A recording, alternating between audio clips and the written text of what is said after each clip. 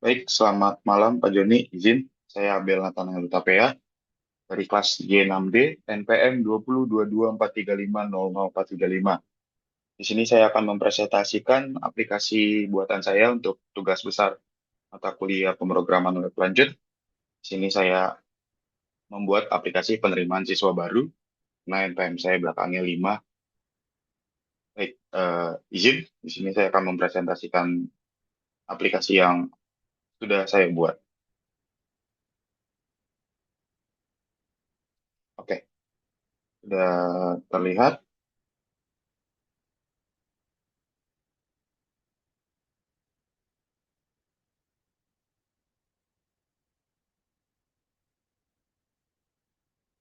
Baik, pertama saya akan menunjukkan struktur dari database yang saya buat.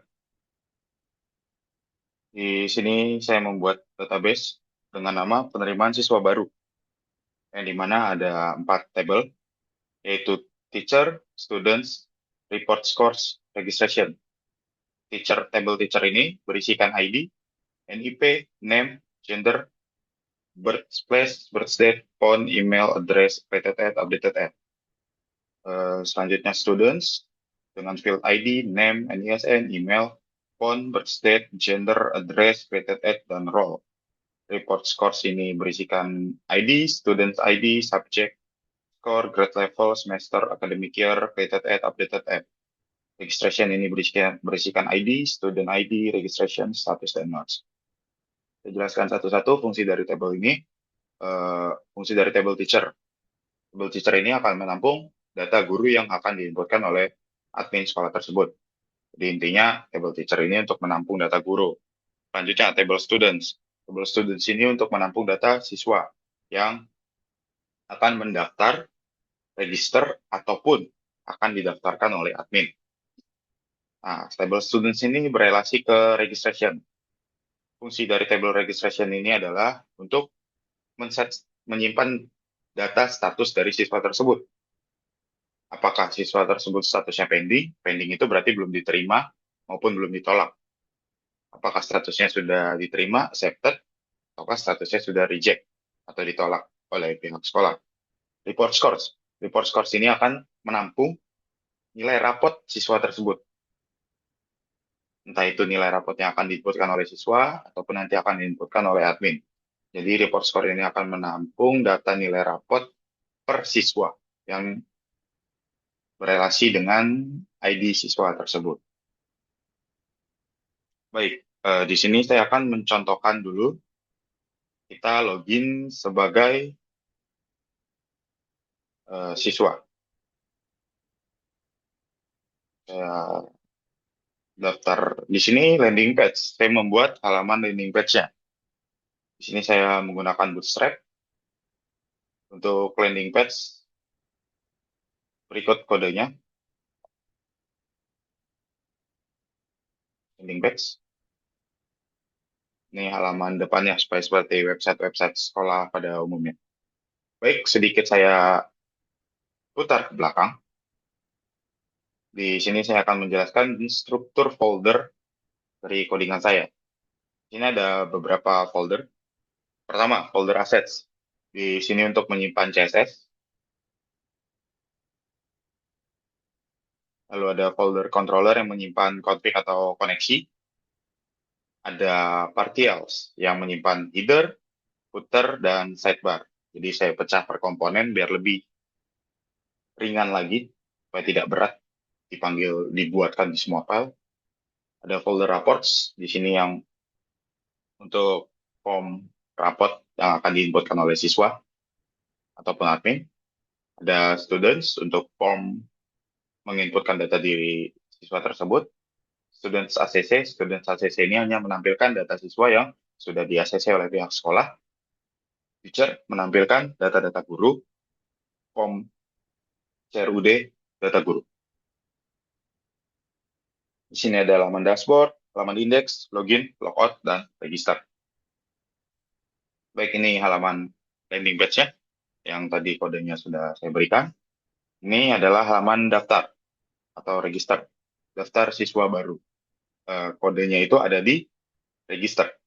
Jadi ini kode untuk halaman register atau daftar sekarang. Di sini saya menggunakan Bootstrap supaya lebih mudah dan cepat. Baik, saya coba menginputkan namanya. Sebelumnya saya sudah testing untuk nama saya. Sekarang saya akan menggunakan nama yang lain. Contohnya adalah Sa Maharani Sinambela, NISN 20 22 43 500 4356. Nanti saya buat 436 karena 435 sudah saya gunakan. Saya inputkan emailnya, nomor telepon,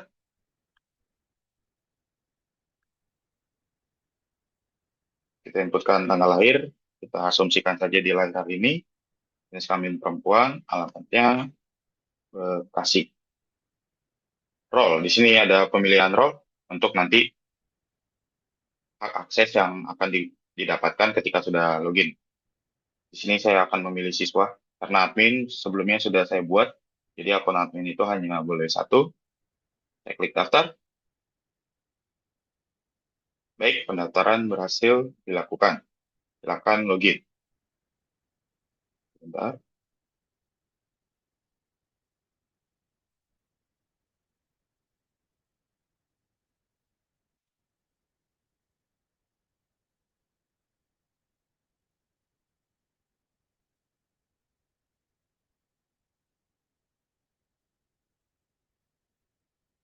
Oke, baik.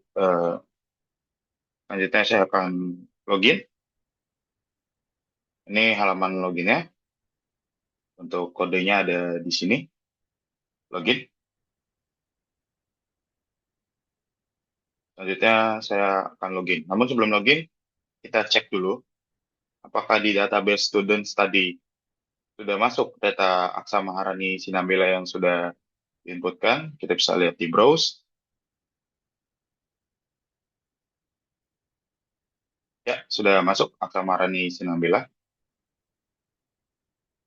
Sinambel, Tipo, 22 per 36, emailnya Aksa, ya sudah masuk. Kita ketik 20, 22.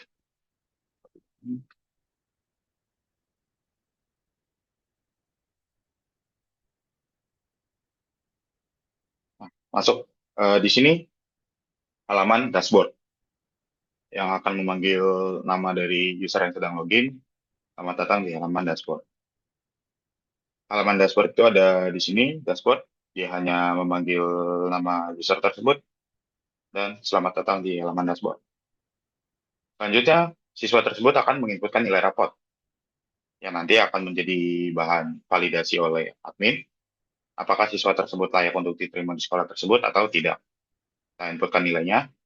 Kita buat saja dulu 80 semuanya supaya cepat.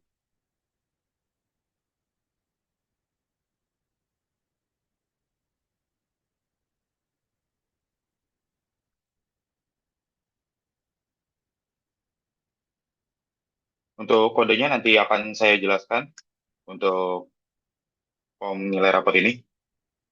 Jadi di sini ada sesuai kelasnya, kelas 7, 8, 9, semester 1, dan semester 2. Ada 5 mata pelajaran inti yang akan diinputkan oleh user. Bahasa Indonesia, Bahasa Inggris, IPS, Matematika, IPA. Saya set dulu semuanya nilainya di sini 80, kita simpan nilainya. Baik, nilai yang sudah kita inputkan tadi akan tampil semua di halaman indeksnya nilai rapot. Sesuai semuanya yang sudah kita inputkan. Di sini siswa tidak bisa mengedit atau melakukan apapun, hanya bisa membuat datanya saja. Namun jika siswa tersebut sudah menginputkan nilai rapot, akan tampil dan button menambahkan nilai rapot tadi akan hilang. Di sini saya akan menjelaskan kodenya, yaitu ada di index reports. Ini halaman depan, halaman indeks untuk menampilkan nilai-nilai yang sudah diinputkan. Ini halaman form tambah nilai rapot tadi. Ini logic untuk menyimpan nilai rapot yang tadi sudah diinputkan oleh siswa atau user tersebut. Baik, untuk siswa hanya sebatas sampai sini. Nanti yang memvalidasinya adalah admin atau super adminnya. Sekarang saya akan masuk ke halaman admin. Saya login dulu. Di sini saya sudah membuatkan akun admin. Nah, ini admin dashboard. Ini data siswa yang mendaftar. Data siswa ini kodenya ada di students.php. Jadi ini tuh halaman ini akan menampilkan siswa yang statusnya masih pending. Pending ini dalam artian dia belum diterima ataupun belum ditolak oleh pihak sekolah. Jadi di sini hanya ada satu data karena siswa yang sudah mendaftar di sini sebelumnya itu sudah saya terima. Makanya tidak masuk di data siswa yang mendaftar. Baik, saya coba lihat sebagai admin saya ingin lihat data diri siswa tersebut dan nilai rapot siswa tersebut. Oh, jadi atas nama Aksa Maharani ini nilainya segini. Saya bisa melihat nilai dari siswa tersebut. Oh, nilainya bagus. Saya klik kembali. Misal, si siswa ini kan statusnya pending.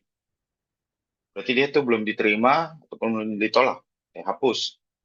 Yakin ingin menghapus? Oke. Di sini saya membuat pengecekan.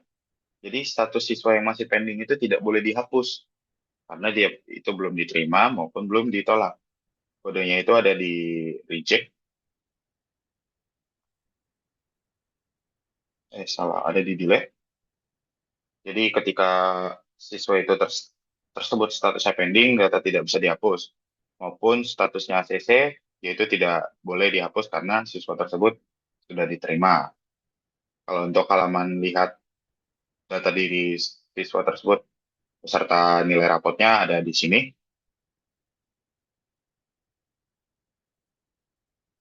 Nah, di sini saya ingin mengedit data siswa tersebut. Ini kan namanya Aksa Maharani Sinambel. Ternyata typo, aturannya Aksa Maharani Sinambela. Ada A-nya di belakang. Kita klik edit. Nah, form edit data siswa. Form data edit siswa itu ada di file edit.php.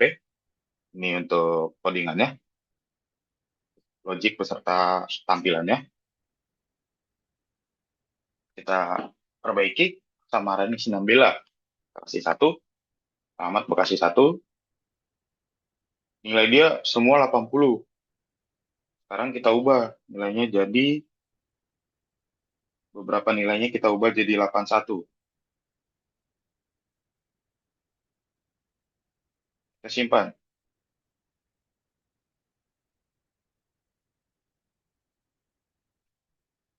Oke, sudah berubah. Sama Rani 191, Bekasi 1. Kita lihat apakah tadi nilai yang 80 itu sudah berubah menjadi 81. Ya, sudah berubah jadi 81. Nah, nilai rapot yang diinputkan oleh user atau siswa tersebut atau yang sudah diedit oleh admin, dia akan masuk ke mana?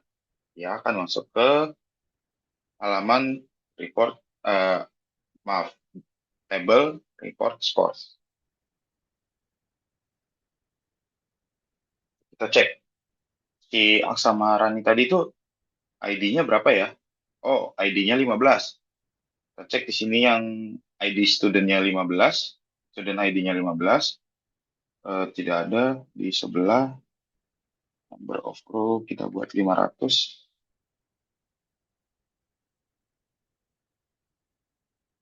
Cari 15. Nah, dengan student ID 15 tuh ternyata datanya sudah masuk semua sesuai dengan yang diinputkan oleh user atau yang diedit oleh admin tersebut. Kita lanjut.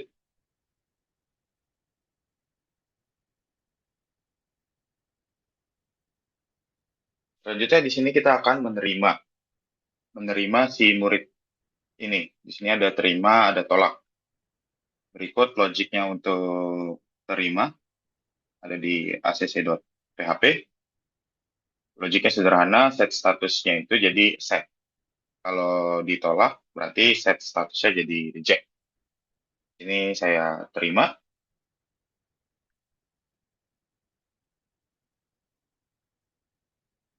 Baik, saat diterima, data siswa tersebut akan hilang, karena halaman ini akan hanya menampilkan data siswa yang statusnya masih pending.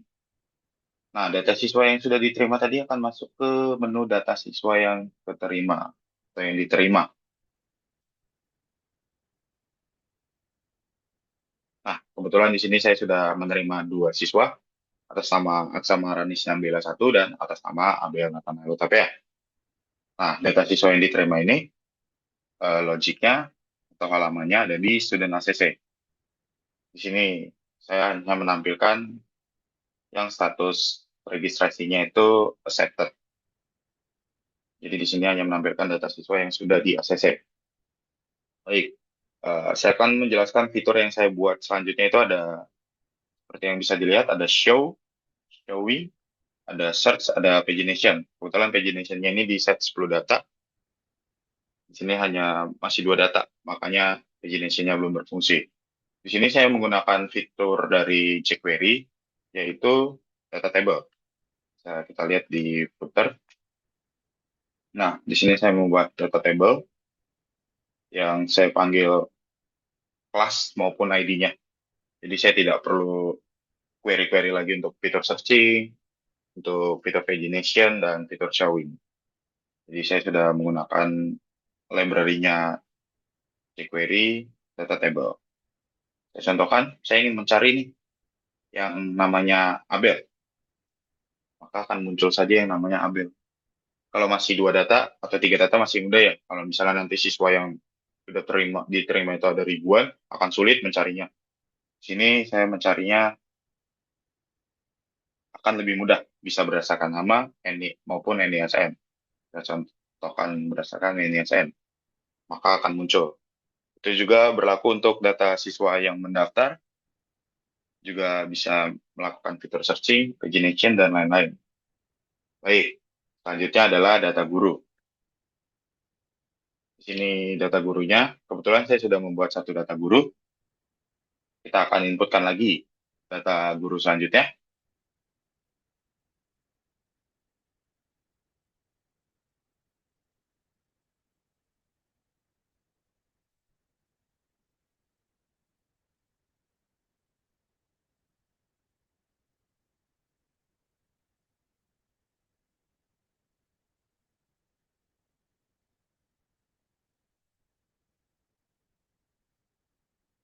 Nah, untuk tambah data guru itu logiknya ada di teachers index.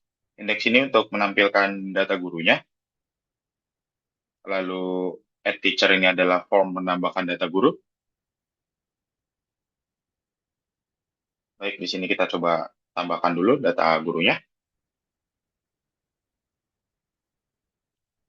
Nah, sudah nambah guru dengan nama Rudi. Kita lihat apakah guru tersebut sudah masuk ke database kita. Jadi di teacher, kita browse. Yap, data gurunya sudah masuk atas nama Rudi. Kita coba edit. Yang Rudi tadi kita edit. Jadi Rudi 1, Jakarta 1. Kita Cilengsi, alamatnya juga kita ubah jadi Cilengsi 1. Kita simpan. Nah, sudah berubah. Rudi 1. Dan nanti kalau kita cek alamatnya juga sudah berubah menjadi Cilengsi 1. Terus si Pak Rudi ini ternyata dia resign dari sekolah tersebut. Maka kita hapus datanya. Kita bisa hapus datanya. Yakin ingin menghapus? Yes. Kita hapus. Nah, sudah. Data gurunya sudah terhapus. Baik, jadi izin Pak Joni, saya recap kembali dengan menyimpulkan fitur-fitur apa saja yang saya buat, yaitu halaman dashboard, halaman data siswa yang mendaftar, halaman data siswa yang diterima, data guru, dan nilai rapot. Nilai rapot ini awal mulanya akan diinputkan oleh siswa, dan bisa juga diinputkan oleh admin. Oh ya, satu lagi saya ketinggalan. Di sini admin juga bisa menambahkan siswa. Misal, siswa tersebut itu tidak tidak mengerti cara mendaftar di aplikasi ini. Si admin juga bisa mendaftarkan siswa tersebut. Contohnya, sekarang kita inputkan nama siswanya adalah Rachel Adelia, jenis kelamin perempuan, tanggal lahir hari ini, alamat Cilengsi, nomor HP, email.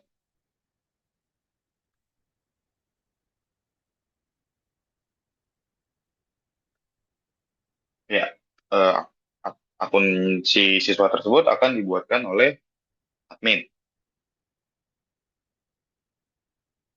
Nah, sudah terinputkan. Nah, ketika kita lihat data rapotnya belum ada karena siswa tersebut belum menginputkan nilai raport.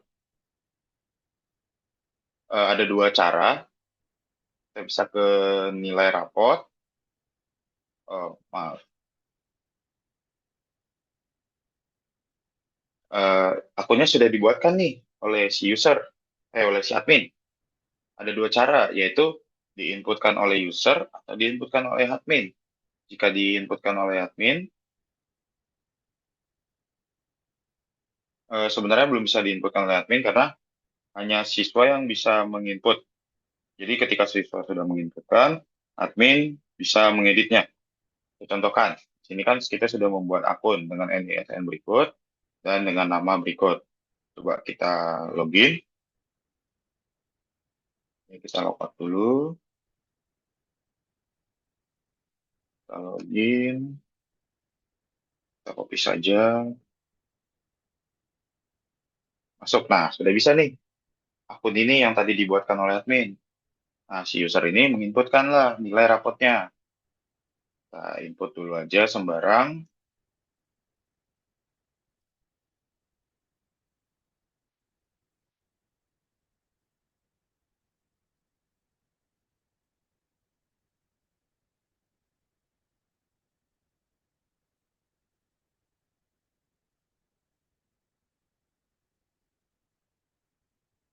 Disimpan oleh siswa atau user.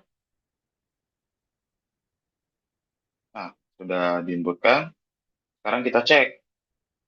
Sebelumnya kan tidak ada nilai rapor. Dan memang karena sebelumnya datanya belum diinputkan. Coba sekarang kita lihat. Nah, sekarang rapotnya sudah muncul. Karena sebelumnya siswa tersebut sudah menginputkan nilai rapotnya. Baik, itu presentasi dari saya. Untuk requirement tugas sudah saya penuhi, minimal menggunakan 3 tabel yang saling berelasi, menggunakan membuat fitur CRUD, eh, test run semua fungsi fitur, membuat koneksi, dan membuat fungsi di mana ketika data masternya masih ada, data tersebut tidak bisa dihapus. Baik, izin saya logout aplikasinya. Ketika logout akan masuk ke halaman login. Kalau kita mau lihat landing page-nya, kita masuk ke halaman utama. Baik, terima kasih Pak Joni. Izin, kurang lebihnya mohon maaf karena aplikasi ini belum sangat sempurna. Masih banyak perubahan-perubahan yang bisa dilakukan, penambahan-penambahan fitur yang bisa dikembangkan. Baik, kurang lebihnya mohon maaf. Terima kasih.